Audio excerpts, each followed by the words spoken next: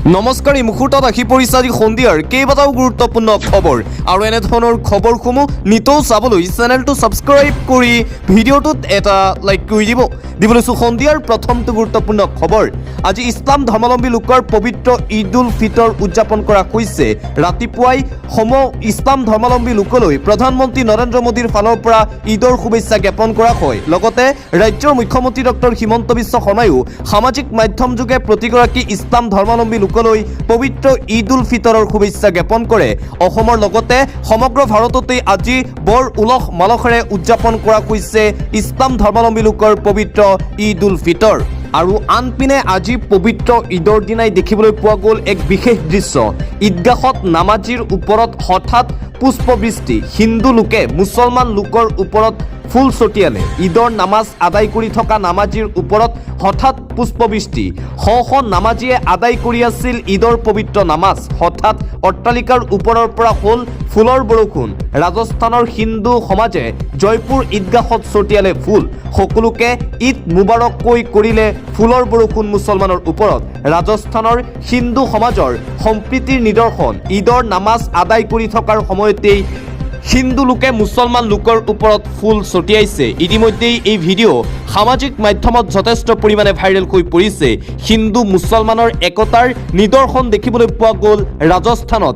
ৰাজস্থানৰ হিন্দু সমাজে ঘোষণা কৰিছে, আমাৰ মাজত হিন্দু মুছলমানৰ কোনো ধৰণৰ বিভেদ নাই, আমি সকলো এক হৈ এই ভাৰতবৰ্ষত জীয়াই থাকিম। এই ভিডিঅ' ইতিমধ্যেই সামাজিক মাধ্যমত ভাইৰেল। আন এটা অতিকৈ গুৰুত্বপূৰ্ণ খবৰ, প্ৰদ্যুৎ ভূপেনক বিজেপিলৈ নিয়াটো হিমন্ত বিশ্ব শৰ্মাৰ পুৰণি ষ্টাইল।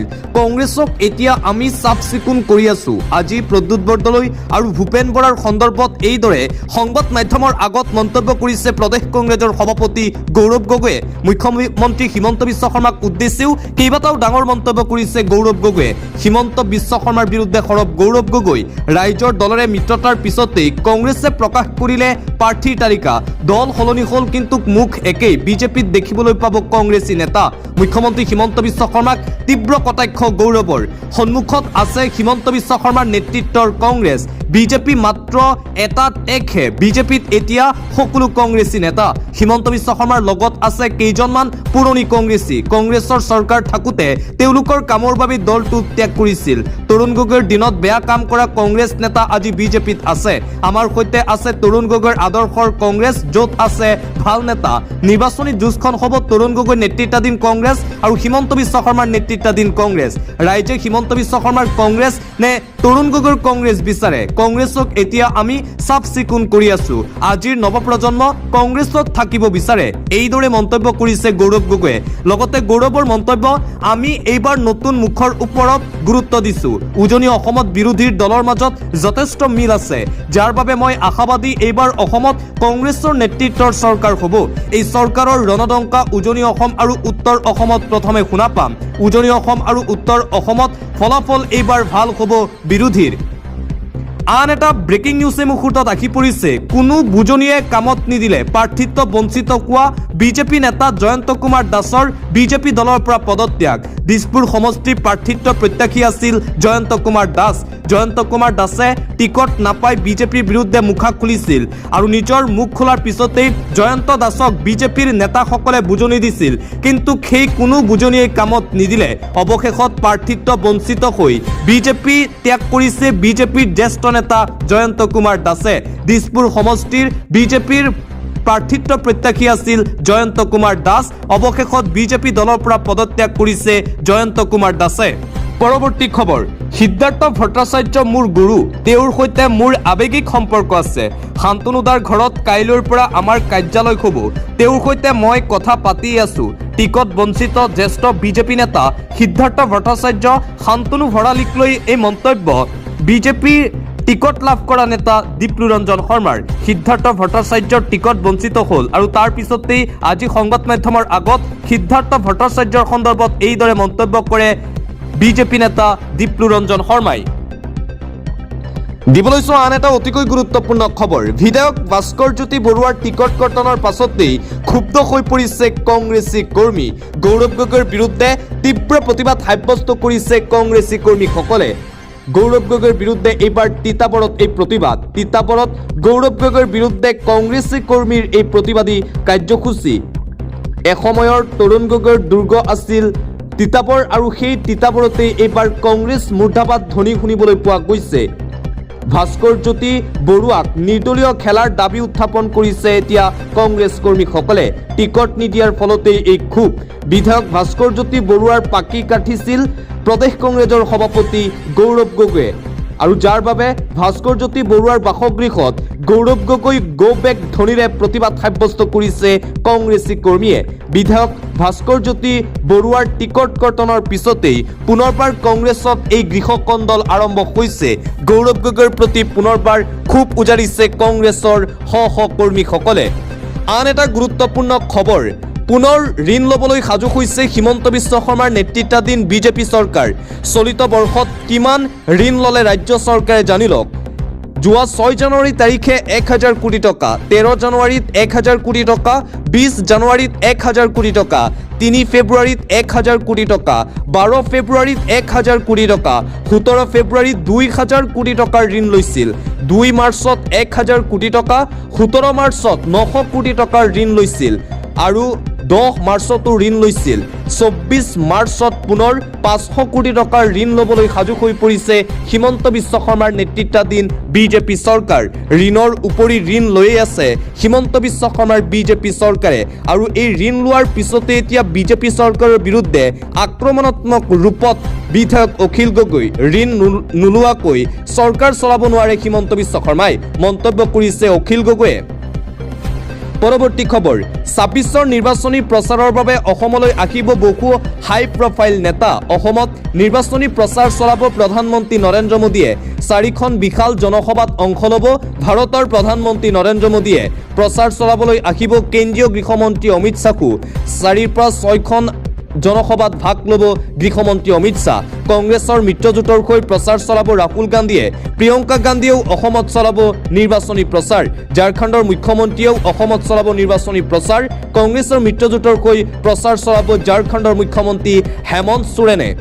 পৰৱৰ্তী খবৰ, জালুকবাৰীত কংগ্ৰেছৰ প্ৰাৰ্থী ঘোষণা কৰা হৈছে। জালুকবাৰীত মুখ্যমন্ত্ৰী হিমন্ত বিশ্ব শৰ্মাৰ বিৰুদ্ধে কংগ্ৰেছ প্ৰাৰ্থী বিদিশা নেওগ। যোৱাকালি কংগ্ৰেছৰ 4ৰ্থখন প্ৰাৰ্থীৰ তালিকাত বিদিশা নেওগক জালুকবাৰী সমষ্টিত প্ৰাৰ্থিত্ব দিয়া হৈছে। মুখ্যমন্ত্ৰী হিমন্ত বিশ্ব শৰ্মাৰ বিৰুদ্ধে নিৰ্বাচনত অৱতীৰ্ণ হ'ব বিদিশা নেওগ। আন এটা গুৰুত্বপূৰ্ণ খবৰ, বিজেপিৰ শক্তি দেখি মই আচৰিত হৈছোঁ। বিজেপিত যোগদান কৰাৰ পিছতেই বিজেপিক লৈ এতিয়া প্ৰশংসাৰে উপচাই পেলাইছে বিজেপি প্ৰদ্যুৎ বৰদলৈয়ে। আজি পুনৰবাৰ বিজেপি সন্দৰ্ভত কৰিছে কেইবাটাও মন্তব্য প্ৰদ্যুৎ বৰদলৈয়ে। বিজেপিলৈ আহি মই আচৰিত হৈ গৈছোঁ বুলি মন্তব্য প্ৰদ্যুৎ বৰদলৈৰ। বিজেপিৰ সাংগঠনিক শক্তি দেখি অভিভূত হৈছোঁ। মোৰ হাতৰ আঙুলিত ধৰি বিজেপিয়ে মোক লৈ যাব লাগিব। সময় তাকৰ, যৌথভাৱে আমি কাম কৰিব লাগিব নিৰ্বাচনৰ বাবে। ৰাজনীতিত পাক ঘূৰণি আহি কৰ সুতি কলৈ যায় ঠিক নাই। প্ৰতিদ্বন্দ্বী হ'লেও মীৰা বৰঠাকুৰৰ সৈতে সম্পৰ্ক বজাই ৰাখিম।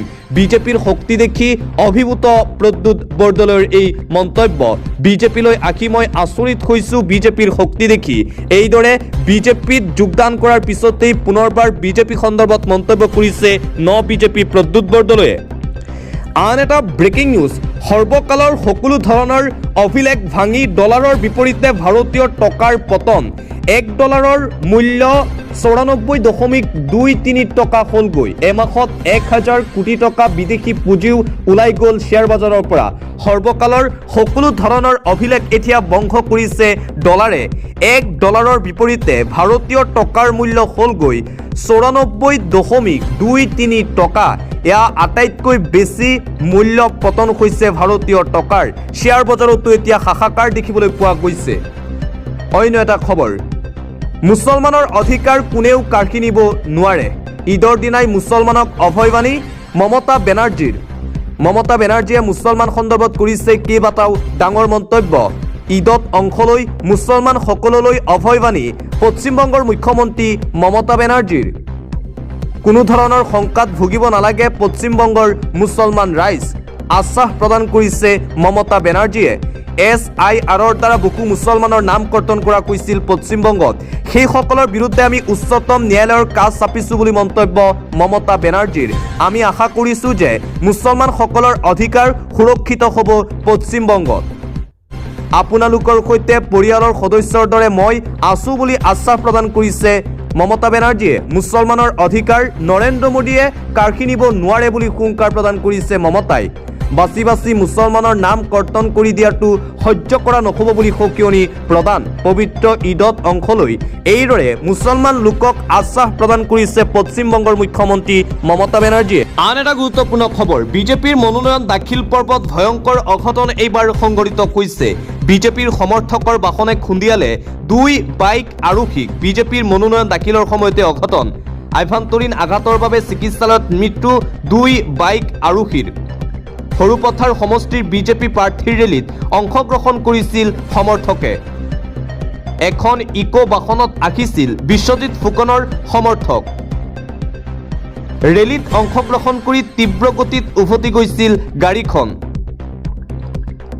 খুমঠাইৰ পৰা টিনপাত কিনিবলৈ বাইকত আহিছিল দুজন লোক গিৰিধৰ গগৈ আৰু মানস বৰা নামৰ 2 আত্মীয় আহিছিল বাইকত বিজেপিৰ মনোনয়ন দাখিলৰ সময়তে এই অঘটন অন্য এটা খবৰ মধ্যপ্ৰাচ্যত যুদ্ধৰ বাবে আন্তঃৰাষ্ট্ৰীয় বাণিজ্যিক বজাৰত এতিয়া হাহাকাৰ লাগিছে যুদ্ধৰ বাবে আন্তঃৰাষ্ট্ৰীয় বজাৰত বৃদ্ধি পালে খাৰুৱা তেলৰ মূল্য প্ৰিমিয়াম পেট্ৰলৰ দাম বৃদ্ধি ইণ্ডিয়ান অইল কৰ্পোৰেচনৰ যুদ্ধৰ বাবে এতিয়া বৃদ্ধি পাইছে খাৰুৱা তেলৰ মূল্য প্ৰতি লিটাৰ প্ৰিমিয়াম পেট্ৰলত 2 টকাকৈ বৃদ্ধি পাইছে দেশত ঔদ্যোগিক ডিজেলৰ মূল্য বৃদ্ধি কৰিলে IOCয়ে মুঠতে মধ্যপ্ৰাচ্যৰ যুদ্ধৰ বাবে এতিয়া ভাৰততো প্ৰভাৱ পৰিছে বতৰক লৈ এটা গুৰুত্বপূৰ্ণ খবৰ আজি নিশা সাৱধান আহি গ'ল প্ৰচণ্ড গতিত ধুমুহা আৰু বৰষুণ নিশালৈ ৰাজ্যত বতৰে কালৰূপ ধাৰণ কৰিব বুলি সতৰ্কবাণী 26খনকৈ জিলাত জাৰি কৰা হৈছে